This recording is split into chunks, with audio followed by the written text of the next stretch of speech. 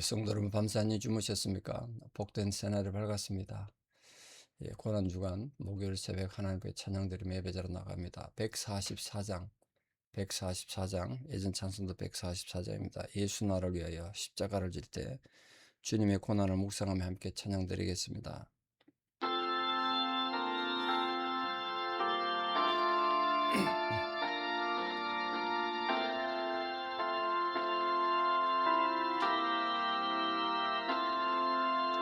예수 나를 위하여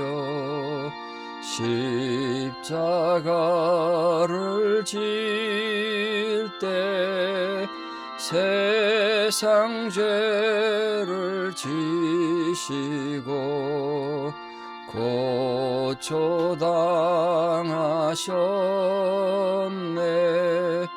예수님 나의 죄 위하여 보배 피를 흘리니 죄인 받으소서. 십자가를 지심은 무슨 죄가 있나. 저 무지한 사람들 메시아 죽였네.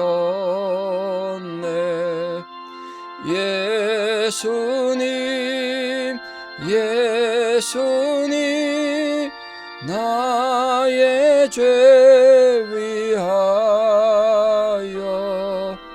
보배 피를 흘리니 죄인 받으소서. 피와 같이 붉은 죄 없는 이가 없네.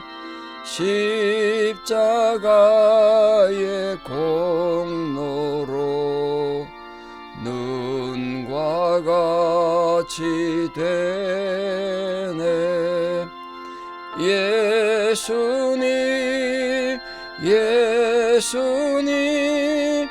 나의 죄 위하여 보배 피를 흘리니 죄인 받으소서. 아름답다 예수여 나의 좋은 친구. 예수 공로 아니면 영원 형벌 받네. 예수님 나의 죄 위하여 보배 피를 흘리니 죄인 받으소서.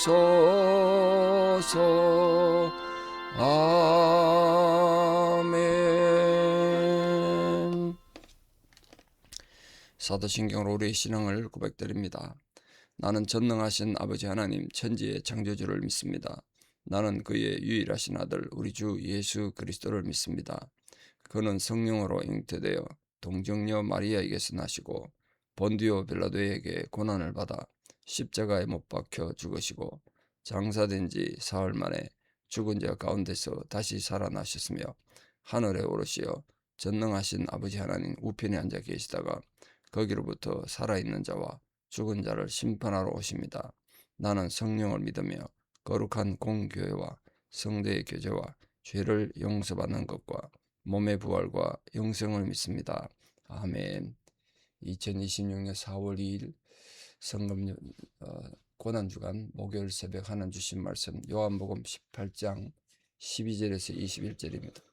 요한복음 18장 12절에서 21절 봉독에 올립니다. 이에 군대와 천부장과 유대인의 아랫 사람들이 예수를 잡아 결박하여 먼저 안나스에게로 끌고 가니 안나스는 그 해의 대제사장인 가야바의 장인이라. 가야바는 유대인들에게 한 사람이 백성을 위하여 죽는 것이 유익하다고 권고하던 자더라. 시몬 베드로가 또 다른 제자 한 사람이 예수를 따르니 이 제자는 대제사장과 아는 사람이라. 예수와 함께 대제사장의 집들에 들어가고 베드로는 문 밖에 서 있는지라. 대제사장을 아는 그 다른 제자가 나가서 문 지키는 여자에게 말하여 베드로를 데리고 들어오니 문 지키는 여종이 베드로에게 말하되 너도 이 사람의 제자 중 하나가 아니냐 하니 그가 말하되 나는 아니라 하고 그때 추운 고로 종과 아래 사람들이 불을 피우고 서서 쬐니 베드로도 함께 서서 쬐더라. 대제사장이 예수에게 그의 제자들과 그의 교훈에 대하여 물으니 예수께서 대답하시되 내가 드러내놓고 세상에 말하여노라.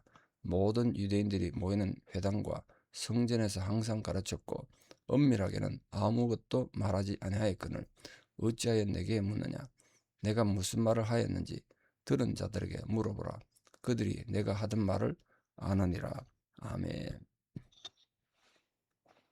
자, 어제 말씀 이어서 예수님께서 잡히신 체포당한 것이 영적으로 어떤 의미가 있는가, 그걸 좀 묵상하며 고난주간을 잘 보냈으면 좋겠습니다. 어떤 신학자들은 예수님께서 이렇게 체포되고 오늘 본문 보시면 결박되어 나가는 이런 모습들이 마치 구약의 아브라함이 이삭을 제물로 드리기 위해서 결박당한 것이나 또 요셉이 애굽 총리가 되기 위해서 감옥에 갇혔던 것들, 뭐 이런 것들에 비교해서 설명하기도 합니다만 저는 뭐 거기에 그렇게 동조하고 싶진 않습니다. 이삭의 죽음이나 요셉이 애굽 총리 된 거 의미가 있지만 그것도 예수님한테 어떻게 비유할까 이렇게 생각이 됩니다. 뭐 예수님의 이 잡히심은 어떤 것과도 비교될 수 없는 인류 대속의 과정, 모든 인류 구원을 위한 한 과정이기 때문에 쉽게 비유하기는 쉽지 않다 생각돼요. 근데 이 예수님의 사로잡히심, 체포당한 내용이 다른 복음서들은 없는데 요한복음에만 전 과정이 자세히 기록되어 있습니다. 그건 아마도 요한이 생각하기를 예수님께서, 그리스도께서 진실로 이 땅에 메시아가 되고 구세주가 되고 인간들을, 이 죄인들인 인간을 구원하기 위해서 죄인처럼 대우를 받을 것이다. 그 메시아가 와서 죄인처럼 되고 사람들에게 무시당한다는 가장 정확한 예언은 이사야 53장에 있죠. 그걸 이루어졌다는 걸 정말 명확하게 밝혀서 이분이 바로 메시아시다, 그리스도시다, 이거를 명확하게 드러내는 의도였던 것으로 생각이 됩니다. 우리들의 죄를 대신하기 위해서 예수님께서 스스로 죄인이 되시고 또 우리가 매였던 모든 죄의 사슬에서 우리 대신 매이신 거죠. 그런 의미에서 우리 그리스도인이란, 크리스찬이란 말은 이제 인생의 주인이 자기가 아니라 그리스도가 우리의 주인이다, 이런 뜻입니다. 크리스찬, 주님이 주인인 사람, 이런 뜻이에요. 예전에 그 죄악과 불법의 사슬이나 우리 자신의 죄악의 멍에에 매였다가 이제 해방돼서 예수님과 연합한 자, 그게 그리스도인이라는 거예요. 그처럼 성도들이 주님께서 매인 것은 우리를 위한 것이다 이런 걸 생각하고 우리가 그 은혜에 참여하고 또 그리스도께서 원하시는 수준까지 우리 신앙이 성장하고 열매를 맺어가야 되는 소명이 있다. 이걸 다시 깊이 깨닫고 묵상하는 고난주간이 되기를 소망합니다. 그러므로 우리 모든 성도님들은 예수 그리스도와 연합한 상태에서 그분의 이름과 또 그분의 의를 위하여 핍박받는 건 당연한 일이다. 그걸 기뻐하고 더욱 담대한 믿음을 제자들이 가졌다는 걸 꼭 기억해 주시기를 바랍니다. 자, 그 해의 대제사장이었던 가야바와 장인 안나스에 대해서 좀 더 설명을 드릴 필요가 있습니다. 안나스는 AD 6년에서 15년, 거의 한 9년, 10년 가까이 대제사장 지위에 있었던 사람입니다. 근데 그의 아들 4명이 역시 대제사장이었고 사위였던 가야바까지 대제사장이 있으니까 온 집안이 대제사장이었습니다. 근데 원래 대제사장은 종신직입니다. 그래서 죽을 때까지 대제사장직을 해야 하고 나라엔 딱 한 명밖에 없어야 되는데 로마 통치가 시작되고부터는 로마에 대해서 적극적으로 추종하고 또 최고액의 뇌물을 바치는 자에게 이 지위를 준 거예요. 원로원이. 그러니까 대제사장 신분을 취득한 자는 자기가 뇌물을 바쳤으니까 그 본전을 뽑아야 될 거 아닙니까? 그러니까 대제사장의 신분을 악용해서 착취하고 치부하는 악한 도구로 삼았다. 그 당연히 안나스는 막대한 권력과 부를 소유하게 됐는데 한 사람이 대제사장이 돼도 부를 치부하는데 온 집안이 6명이 대제사장이었잖아요. 특히 그는 어떻게 돈을 모았냐면 성전뜰에서 파는 재물들에게 비싼 값을 매겨서 막대한 이익을 취했습니다. 왜냐하면 재물을 하나님 앞에 성전에 가서 드리려면 그 검사하는 검열관이 있었는데 이 검열관들은 성전 밖에서 재물을 샀든지 아니면 집에서 제사 드리려고 양이나 뭐 소나 염소를 가져오면 트집을 잡아갖고 이건 흠이서 안 된다.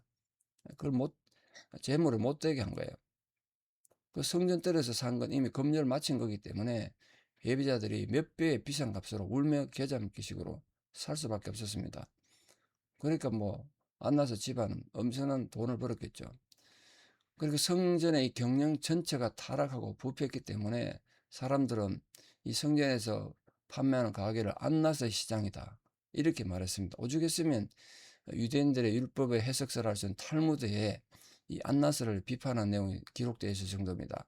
화 있을지어다 안나스의 집이여. 그들은 대제사장, 그들의 아들들은 검고지기, 사위들은 성전의 관리인, 그리고 종들은 막대기로 백성들을 때리는도다. 그렇게 악행을 비난했습니다. 이런 성전 부패에 대해서 예수님께서 요한복음은 시작부터 성전 청결 기사가 나오잖아요. 상을 뒤집었고 그 성전을 책망하면서 너희들이 하나님의 기도한 집을 강도의 소굴로 만들었다. 그렇게 비판하니까 막 백성들은 얼마나 통쾌했겠습니까? 왜 그렇게 예수님께서 성전 청결 기사에도 안나스나 이 대제사장이 꼼짝을 못했냐면 백성들이 너무 좋아했거든요. 그리고 안나스 집안이 개인적으로 예수님께 원한이 있을 수밖에 없죠. 그래서 이게 13절에 보면 그 해의 대제사장 이렇게 표현하는데 원래 평생직이었던 종신직이었던 대제사장이 성직 매매로 인해서 거의 매년 바뀌었습니다. 매년. 그 이제 1년 임직이 1년. 매년 바뀌면 바뀔 때마다 뇌물을 받으니까 로마에서 그렇게 만든 거예요. 근데 하필이면 예수님이 순환당하는 이 시점에 가장 악한 대제사장이 가야바였는데 그 가야바가 하필 그의 대제사장이었어요. 그러니까 이건 하나님께서 악인도 필요할 때 적절하게 사용한다고 잠언 16장에서 말씀하신 그게 이루어진 게 아닌가 생각합니다. 악인이 아무리 강해 보여도 성경에는 그들을 향한 하나님의 심판이 예고되어 있지 않습니까? 그러니까 우리가 이런 악한 대제사장에 살던 시기에 선하신 진정한 대제사장이신 예수 그리스도께서 출현했다는 사실 자체가 우리가 얼마나 큰 감사한 일입니까? 그러니까 우리가 악인의 존재를 말미암아서 하나님 공의를 의심하지도 말고 도리어 그런 악한 자를 통해서 성도들을 징계하시고 성장시키시려는 하나님의 섭리가 있다. 이걸 알고 고난을 또 잘 받아들이길 바랍니다. 자, 이 베드로가 첫 번째 부인하는 예수님 부인하는 장면이 기록됐는데요. 뭐 뒤에 계속 나오겠습니다만 이 다른 제자들은 동산에서 주님 잡혔을 때 다 도망갔습니다만 베드로와 여기 또 다른 제자 한 명이라고 등장하는데 그게 요한일 겁니다. 요한. 이 성경에 기록한 요한. 요한은 자기 이름을 이렇게 표시 안 하고 이렇게 표시했습니다. 그럼 우리가 베드로만 예수님이 재판받던 자리에 있지 않고 요한도 함께 있었다. 이미 서론 때 말씀드렸습니다. 그 주님을 멀찍이 따라가면서 대제사장의 뜰 숯불 피운 곳에 이르렀단 거예요. 그러니까 지금 요한은 이 회당에 있는 성전에 있는 사람들과 안면이 있었던 것 같고 그러니까 그 안면 때문에 들어갔고 베드로를 못 들어오고 밖에 있었다는 거 아닙니까? 그러니까 문 지키는 여중에게 요한이 얘기해서 이 사람 좀 들어가자. 돌았는데 그 요정이 이제 베드로를 알아본 거예요. 너도 이 사람 제자가 아니냐? 이 질문했다는 거예요. 이 베드로가 당황해서 아니라고 주를 부인했어요. 자, 여기서 보여주는 베드로 태도에 세 가지 큰 문제점이 있는데요. 첫째, 뭐 다른 제자들 흩어질 때 그래도 주를 따라간 그 용기는 뭐 우리가 인정할 수 있겠습니다만, 불행하게도 이 문지키는 하찮은 여종한테도 거짓말을 했다는 것. 두 번째는 이런 거짓말을 하면서도 주님께서 이미 예언하셨잖아요. 오늘 밤 닭 울기 전에 네가 3번 나를 부인하리라. 이게 처음 부인할 때는 생각도 못했어요, 그 말을. 세 번째 더 문제가 18절에 보시면 이미 주를 부인해서 양심의 가책을 받았을 텐데도 베드로가 계속해서 숯불 쬐면서 그 종과 그들과 함께 서 있어요. 그 가운데 섞여 있을 때요. 그 베드로의 약한 모습이 우리의 실제 모습, 현재 모습과 많이 닮았다는 거예요. 우리가 흔히 남들이 교회 다니는 사람이 뭐 저러냐고 그런 말에 위축돼서 자기 신앙을 팽개치거나 또 자신의 지금 하는 행동이 신앙적으로 부당하다는 걸 알면서도 체면 때문에 세상과 어울리고 그게 그 주님 부인하는 거라고요. 꼭 베드로처럼 행동하는 게 부인이 아니라 우리 삶에서 예수님 안 믿는 사람들 행동하면 그 주님 부인하는 거라고요. 우리도 이 베드로 연약한 생활을 우리가 비판하기만 하는데 그걸 잘 생각하고 안타까워하듯이 우리 연약함도 애통할 줄 아는 자아 성찰이 필요하지 않겠습니까? 그래서 대제사장 집들에서 베드로가 한 행동이 뭐냐면 그 같이 가까이 서 있었다는 거. 왜냐하면 이 예루살렘이 어, 밤에는 굉장히 춥습니다. 저도 그 예루살렘 가보니까 밤에 이 팔레스타인 지역인데도 이 높은 산지대에 있거든요. 예루살렘이 돌로 된 산 위에 있어서 밤이 되면 꽤 추워요. 그래서 이게 불 떼고 있었던 것 같아요. 자기가 나가든지 불안하면 근데 거기 계속 서 있다는 게 큰 문제 아닙니까? 우리 모든 삶 속에서 정말 교회 내에서도 세상적인 가치 기준 도입해서 뭐 교회 비판하고 이런 거 이게 베드로처럼 세상의 한쪽 다리 주님의 한쪽 다리 이런 거라고요. 이게 그러면 안 된다는 거죠. 자, 대제사장 예수님께 질문을 했는데 무슨 질문했습니까? 니 뭘 가르쳤느냐 이런 물었다고요. 그 예수님 가르침에 뭐 세속적인 혁명가적인 요소가 있는지 그걸 비판하려고 제자 숫자가 얼마나 되는지 뭐 그런 걸 질문한 겁니다. 근데 이게 참 기가 막힌 게 이 예수님 이 재판이 얼마나 엉터리인가 보세요. 그들이 예수님이 죄를 알아가지고 이런 죄로 인해서 너는 재판한다 이래야 되는데 무조건 붙잡아 놔놓고 네 죄가 뭐냐 이걸 묻는 거야. 우리 옛날 원님 재판 있잖아. 네 죄를 네가 알렸다. 네 죄를 지금부터 입으로 고백하라는 거야. 네가 뭘 했냐? 예수님 보게도 참 기가 찼을 거 아닙니까? 재판을 해도 이렇게 엉터리라고 했나? 완전히 엉터리 재판이죠. 예수님 재판 자체가. 그래서 예수님 말씀했습니다. 내가 드러내놓고 세상에 말했다. 은밀하게 말은 하나도 없다. 항상 회당이나 성전에서 가르쳤는데 그때 너희들이 아무것도 말하지 않았잖냐. 내가 뭘 가르친지 알고 싶으냐? 나에게 배우고 들은 사람 많아. 그 사람들 물어봐. 이렇게 대답했습니다. 왜 이렇게 예수님 대답하셨냐면 지금 대제사장이 하는 이 신문이 불법이고 이 재판이 잘못됐다는 걸 간접적으로 표현한 거예요. 그래서 예수님께서 답변 안 하시고 내한테 들은 사람한테 물어보라고 그렇게 표현한 겁니다. 자, 오늘 이 말씀 속에서 우리는 부당한 대제사장의 행위도 받고 예수님 제자들의 실패도 받고 또 이 부당한 재판에 대해서도 받습니다. 이게 우리 인생이 살아가는 거예요. 이게 예수님 십자가 가시던 그 고난의 길에 있었던 일입니다. 우리는 그걸 묵상하는 고난 주간을 보내고 있습니다. 우리 현대 삶에도 신앙이 부당한 처분을 받고 세상에 억울함을 당하고 고난 당할 때 그때도 우리 중심을 잘 지켜서 크리스찬으로서 그리스도가 주인인 사람, 그리스도가 그의 생의 주인인 사람으로 믿음으로 승리하는 우리 모두가 되시기를 진심으로 축복합니다. 기도드리겠습니다. 아버지 하나님, 우리 다시 주님의 고난 주간을 보내며 주님이 당하셨던 부당한 재판에 대해서 오늘 살펴보았습니다. 인간들은 자기들의 생각과 그들의 가치 기준으로 주님을 판단하고 교회를 비판하고 그렇게 하나님 나라를 대적합니다. 그런 일들은 지금도 언제든지 일어나고 있고 또 우리가 목격하는 바입니다. 그러나 주의 제자된 자들까지도 주님 앞에 똑바로 서지 못해서 베드로는 주님을 부인하고 또 주를 재판하고 주를 심판하는 부당한 무리들과 함께 서 있었습니다. 그것이 우리들의 어리석은 모습이 아닌지 우리 자신을 거기서 돌아봅니다. 오늘 또 우리의 모든 삶의 상황에서 베드로처럼 주님을 부인하며 그들과 불 곁에 서서 함께 불 쬐는 어리석은 자들 되지 않도록 우리 중심이 참으로 주님이 나의 주인이시다. 나는 크리스찬이다.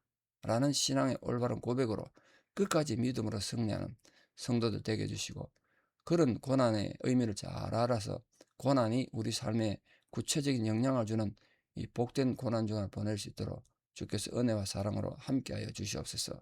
특별히 내일 있을 성금열 찬양 예배에도 주의 은혜를 사랑을 함께 해주시고 많은 성도들이 참여해서 성금열의 의미를 되새기는 복된 시간 되게 하여 주시옵소서.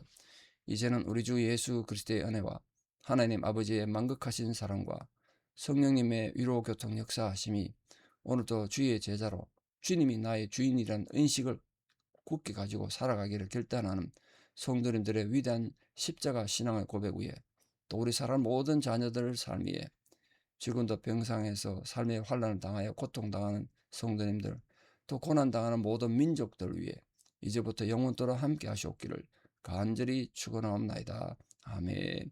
예, 여러분 내일 새벽에도 새벽 기도 드립니다만 내일 성금열 예배 있으니까 교회 많이 오셔서 함께 찬양으로 또 예배하며 기도하는 시간 갖겠습니다. 감사합니다.